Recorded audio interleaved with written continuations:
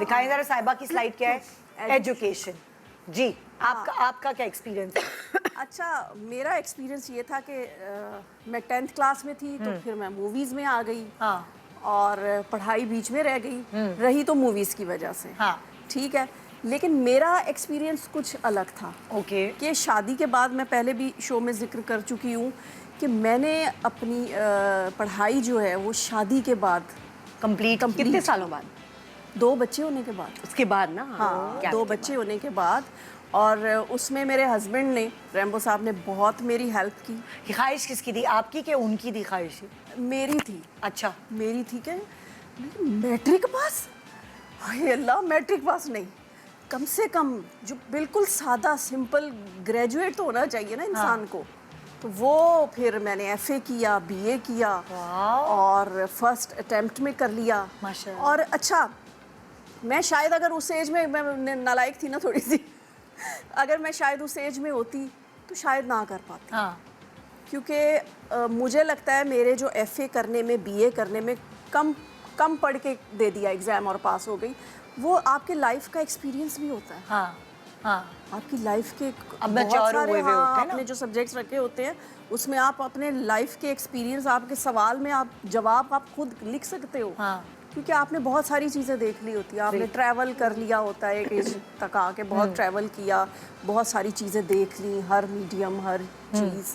तो वो मुझे लगता है कि मैं पास इस वजह से भी हुई। और पहले तो माँ बाप की ख्वाहिश होती है ना, उसके बाद जब अपनी ख्वाहिश होती है फिर आप ज़्यादा अच्छा पढ़ते हैं। Exactly, फिर आप कर भी लेते हो ना, पूरी जान आपका मारते हैं। पूरा ध्यान भी इंटरेस्ट होता है। हाँ, इंटरेस्ट होता है। और अब मियाँ को ये भी तो दिखाना होता है भाई पास हुए। हाँ, बेइज्जती अलग। बेइज्जती अलग। नहीं, उन्होंने मुझे पेपर देने का तरीका बताया कि जी ऐसे आपने हेडिंग देनी है, नीचे लिख देना है। अच्छा, पहले ज़माने में 90s वाले ज़माना कह रही हूँ, इतना भी नहीं।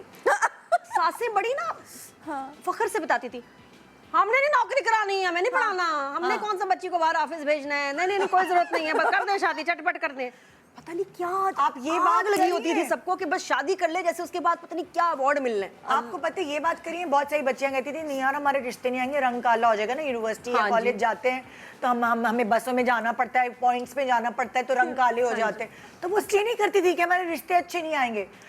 और अब जो है, अब कितना जरूरी है, बच्चियां कहती हैं कि नहीं भाई हमें पहले कुछ बनना है, हमें कुछ पहले पैरों पे खड़ा होना है। मतलब उन ज़हन में शुरू से रिश्ता शादी। कुछ लड़कियां स्कूल कॉलेज की इसलिए शादी कर लेती थी कि नए कपड़े मिलेंगे, मेकअप मिलेगा। मैं थी ना। वो ये भी उन्हीं में से एक। हाँ मैं थी। हमारी एफए में एक बड़ी प्यारी दोस्त की शादी हुई क्योंकि बाहर से रिश्ता आया, ये भी 90s में क्रेज था। यूके वाले का या अमेरिका वाले कम होते थे, इंग्लैंड वाले ज्यादा होते थे। बस आ गया रिश्ता तो लगा कि जैसे बस कोई आ गया शहजादा, फरिश्ता।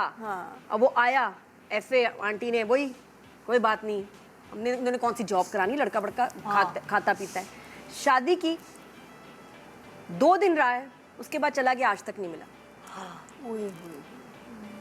पता है कि हैं वहीं रहते हैं लेकिन वापस नहीं आया। तो मेरी वो दोस्त इतनी प्यारी, इतनी खूबसूरत, 2 दिन की दुल्हन। तो वो जो एक आपको बहुत शोएं मारते थे घर वाले, बहुत ये वो सारा बाहर से। तो बस क्या पता आगे क्या होगा। पहले था और पता ये। चेक भी नहीं करा सकते थे पहले, ये भी बड़ा है कि फेसबुक, अब तो इंस्टा से पता चलता है लड़का शीशा पी रहा है, पता चल जाता है फोन। ऐसे बड़े लड़कों का पता चलता है अभी फेसबुक प्रोफाइल से। दोस्त के साथ बैठा मैं लीजे को उस दिन बता रही, कोई किसको प्रपोजल था, मैंने कहा बेटा चेक कर सकते हैं आप सोशल मीडिया। लीजे कहती मामा वो तो इसे स्मोकर। मैं कहा नहीं बेटा, मुझे तो हमारे यहाँ फिर भी अभी पसंद नहीं करते। नहीं मामा वो तो ऐसे शीशे पी रहा है सारे। मैंने कहा कौन सा शीशा पी रहा है? फिर मैंने तस्वीरें देखी, वाकई एक तो प्लीज आप ऐसी तस्वीरें ना लड़कों की भी ना लगवाएं, लड़कियां ऑफ हो जाती है लोग। आंखें भी चढ़ी हुई, तो पता है कि नशा भी किया होगा इसने, गधे ने। सिर्फ पता चल गया। मैं कहा बेटा ये तो माइनस है, ये तो नशाई भी है, चरसी भी है, सब पीता है, आउट। तो ये बड़ा कमाल, अल्हम्दुलिल्लाह ये फायदा हो गया हमें सोशल मीडिया के। आप पकड़े जाते हैं लड़कियों। ताबिश के शो का एक क्लिप देखा जिसमें ये एक्टिंग कर रही है ड्रम की, मैं गिर गई हंस के। इतनी जबरदस्त एक्टिंग की। तो बड़े एक्सपर्ट हूँ, हर दफा ताबिश करवाते हैं मुझसे वो एक्टिंग ना। नशा ही बना देता है मुझे। हाँ भाई, नेक्स्ट क्लिप कौन सा है? नेक्स्ट क्लिप, सेम स्टेटस में शादी। सेम स्टेटस में शादी यानी कि दोनों बराबर हों, लाइक लड़का लड़की के घराने। यानी हम बचपन में सुनते थे, बड़े कहते थे शादी, या फिल्मों में आता था शादी हमेशा बराबरी के लोगों में होनी चाहिए। आता था डायलॉग। क्या डायलॉग है, शादी हमेशा बराबर के लोगों में होनी चाहिए, बराबरी होनी चाहिए। मुझे लगता था कि शायद ये कोई स्नॉबिश स्टेटमेंट है कि पैसे वाले होने चाहिए, ये होना चाहिए। तो बड़े आके बड़े जब हुए तो समझ आई बिल्कुल बात सही है। बात सिर्फ स्टेटस की नहीं हो रही, बात हर चीज़ की हो रही है कि आपका मतलब बैकग्राउंड, आपका जैसे हमारा एक ना वो मिलिट्री बैकग्राउंड है, मेरी फैमिली, फैसल फैमिली, तो हम लोग बहुत ज़बरदस्त जेल करते। तीसरा बंदा हमारे साथ पागल हो जाए कि हम इतने खपते जराबे यहाँ क्यों पड़ी हैं, अलमारी ठीक हो, अलमारी बंद करो, इस तरह वाले ना, पर्दा पूरा खुला हो या पूरा बंद हो। डिसिप्लिन मतलब दोनों उतर थोड़ा क्रेजी वाला कि सफाई का और हर चीज़ ऑर्गेनाइज्ड हो। वो मुझे पता है, वो मेरे अब्बा भी ऐसे थे, हम भी ऐसे हैं। तो वो हमारा बैकग्राउंड मिलता है ना, इसलिए हम समझते हैं कि हम दोनों हैं थोड़े पागल, लेकिन सही है, हमारा ऐसे ही इन्वायरमेंट में पले बड़े हैं, तो इसलिए हमारे लिए नॉर्मल बात है। कोई और होगा ना, उसको नहीं समझ आएगी इतने खपती क्यों है। इसी तरह फाइनेंशियल भी कि जी आप एक, मुझे लगता है बिजनेसमैन फैमिलीज बिल्कुल अलग होती है।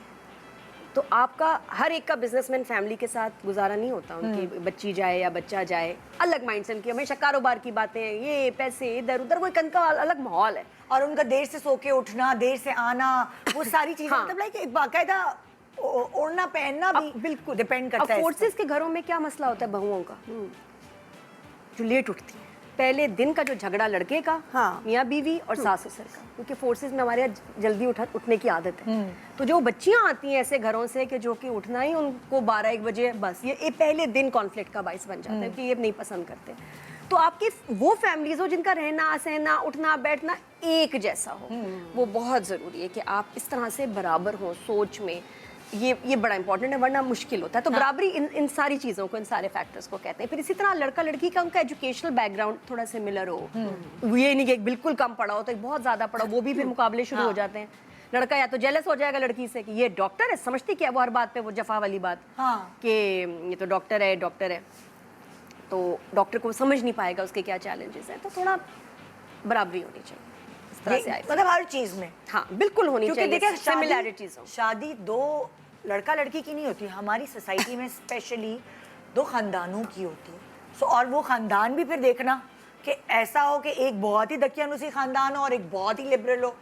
दोनों अगर थोड़ा म्याना रवि हो तो एक साथ चल जाएंगे, लेकिन अगर बिल्कुल ऑपोजिट्स मैच करेंगे तो वो, अगर वो कंजर्वेटिव घराना बहुत होगा तो लड़की को प्रॉब्लम होगी, या बहुत मॉडर्न घराना होगा और कंजर्वेटिव घराने से लड़की आएगी तो भी उसको जलन होने में प्रॉब्लम होगी। अब आपके बेटे को या आपकी फैमिली में पसंद ही पर्दे वाली बच्ची है, तो आप क्यों किसी दूसरी बच्ची को लेके आते हैं जो जिसको नहीं आदत है पर्दे की, फिर लाके उसको बदलना है, उधर मसले शुरू। हाँ, बदलना, ये पॉइंट है कि बदलना नहीं चाहिए किसी को। तो बराबरी होनी चाहिए, थोड़ा सा मजा आता है, आप जल्दी एडजस्ट हो जाते हैं। थोड़ा सा दूसरे को भी मैनेज करना चाहिए। कस्टम मेड लड़के लड़की नहीं मिलते, वो हल्के बल्कि हो जाते हैं एक दूसरे के साथ।